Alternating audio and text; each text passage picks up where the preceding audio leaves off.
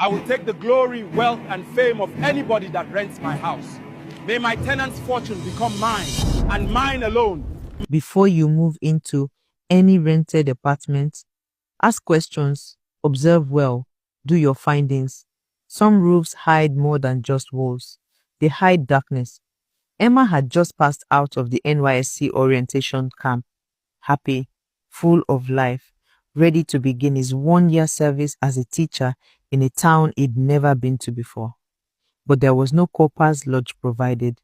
He had to find a place himself. After asking around, someone mentioned a certain Chief Austin. Go to him, they said. He doesn't collect rent from core members. He has a whole compound, many empty rooms. Out of desperation, Emma went. When he arrived at the compound, he felt it. That strange silence. The air wasn't right. It was too still, like the compound itself was holding its breath. The building was an old face me, I face you, narrow room stacked side by side with one long corridor. The paint on the walls had long given up. Cracks lined the floors like veins. But what stood out wasn't the building. It was the tree, right in the center of the compound. A tall, dry-looking tree with twisted branches that looked like arms wide open, as if it wanted to hug someone or hold them down. Emma swallowed.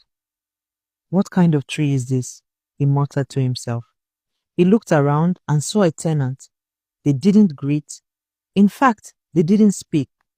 Before he could think further, a man appeared, well-dressed, big belly, gold ring on his finger. Ah, my son, the man said with a smile.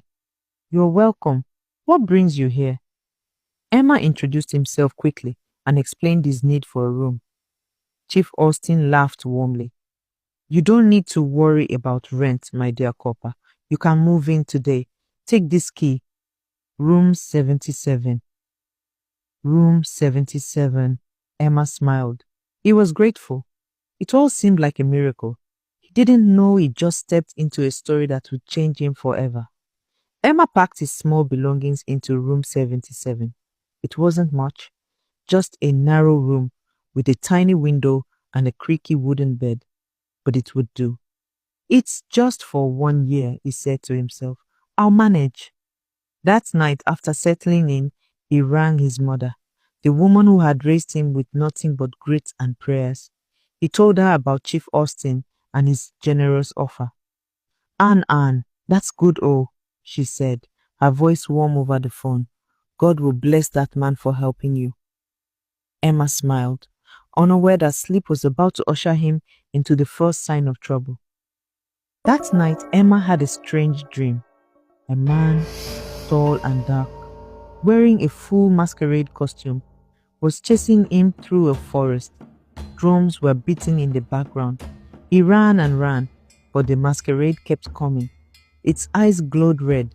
Its laughter echoed like thunder. He woke up suddenly, his heart pounding, shirt soaked, but he chuckled, trying to shake it off. It's just tiredness, camp wahala, and that long journey, he said aloud. But deep down, something didn't feel right.